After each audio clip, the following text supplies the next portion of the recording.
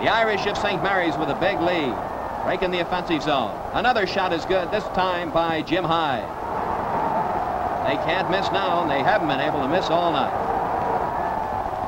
The Masters again from the corner, this time fails to score. Foul call.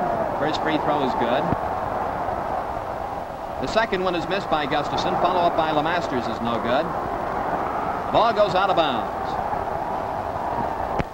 Everybody knows by now that the state championship belongs to St. Mary's of Clinton. The ball game is just about over.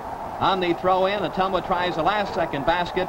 They try a follow-up. It's no good, and the Irish of Clinton-St. Mary's are the 1953 state high school basketball champions. Their coach, Lou Galatich, in his first year, and his starting five of Lingle, Tom McAndrews, George McAndrews, Dave Jenker, and Jim Hyde have done what many fans thought was impossible. Dick Lingle congratulates Don and Dick Parsons. The cheerleaders are wild, and of course everybody is really happy because the underdog has won. You have to go back to 1933, the year that Dunkerton won, to find a more lightly regarded team that came on to win the title. Clinton-St. Mary's did it by winning them one at a time. They took the ball game one by one until it led to the game of them all against the Ottumwa Bulldogs, and they won this one by the score of 61-44.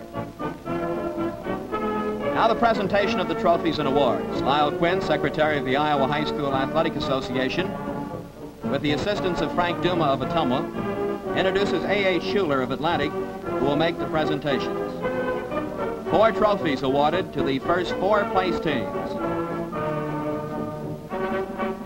The first outfit out, the Roland Rockets, under their coach Bob Loof. Roland featuring the performance of Gary Thompson. And fans around the state of Iowa will long remember Bounding Gary and some of his impossible shots in the Iowa Fieldhouse. They get the 4th place trophy, coming down to the state tournament for the 4th year in a row. And there's Gary Thompson holding that trophy.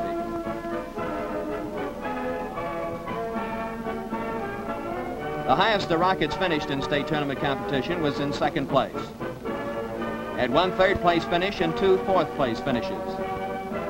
Ed Raschke and his Clinton River Kings. They finished 3rd in the meet by defeating Roland in the consolation game 66-37. An outstanding basketball squad. They were in contention throughout the year in the Mississippi Valley Conference, and they lost one of the most thrilling games in tournament history to Ottumwa in the semifinal round, 53-49. Their 2 All-State players, Chuck Vogt, the center, and Kenny Plain, the guard, received the 3rd place award, and Ed Raschke the medals. Here's Ottumwa. The Bulldogs made it through the quarterfinal round, defeating Owine 44-42. Then taking out the Clinton River Kings, but another Clinton team stood in their way, and it was Clinton-St. Mary's. And the Irish finally stopped them in the game of the year. Frank Duma of Ottumwa makes a presentation of the medals to Coach Fred Mosdem. Pats the boys on the back for a job well done. Here they are, the darlings of the crowd, the 1953 state champions, St. Mary's of Clinton. And these kids couldn't be more tickled. Man alive, they enjoy it, and they certainly earned it. They came through the tournament by defeating East Waterloo, Sioux Center, Roland, and finally in the big game of the year, Ottumwa. The crowd shouts their words of encouragement and their applause and their appreciation to Clinton-St. Mary's for a job well done and one of the magnificent performances in tournament history. There they are, the champions. Joe Shanahan, Tom Montgomery, John Lingle, Jim Connolly, Tom Peterson, Jack Dermody, and Lauren Hyde to go with the regulars that we named before.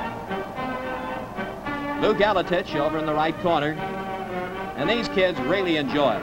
And well they might, because they won the big one, the 1953 State High School Basketball Championship. So now we'll see what lies ahead for not only Clinton-St. Mary's, but the others, some 980 basketball teams in the state of Iowa in 1954, when another state championship rolls around.